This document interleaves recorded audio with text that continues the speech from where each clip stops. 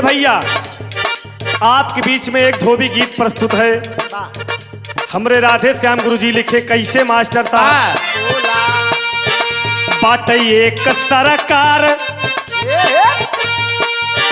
बाटे एक सरकार, बहे लगई बायार, भारी प्रभुता बा मोरे हिंदुस्तानवा में।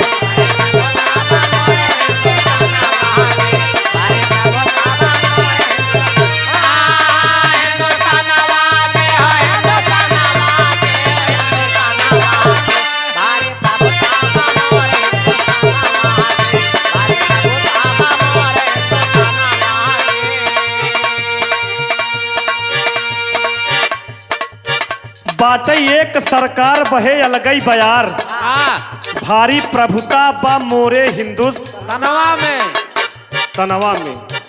कहना है भारी बाध्यतवा कई कीर्ति, भारी बाध्यतवा कई कीर्ति, बायगल सब कई बारीति, होला सब ही जमा ये कई ठेकाना वाना।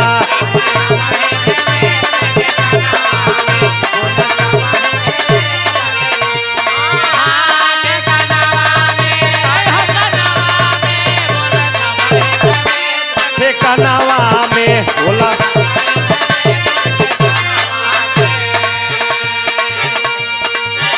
अलग परदेश,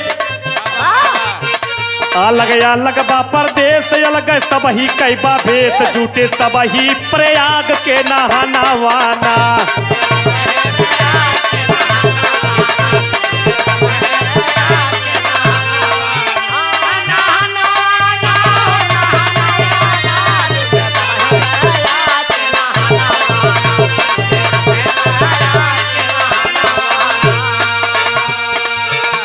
देखा था 2025 में अब की बार महाकुंभ में पूरा देश विदेश के महाकुंभ में लोग आए, स्नान किए। लगभग 70 करोड़ आदमी।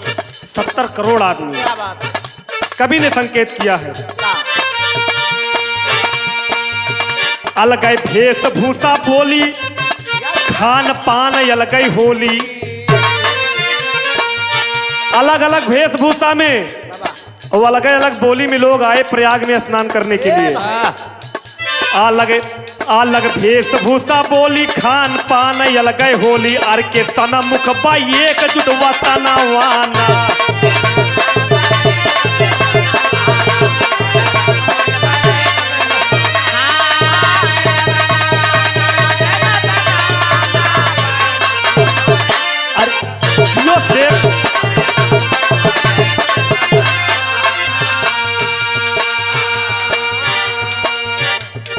आखिरी लाइन में कवि जी ने संकेत किया है गुरु गणेश राम लाल चंद्रिका सुरेंद्र खुशहाल।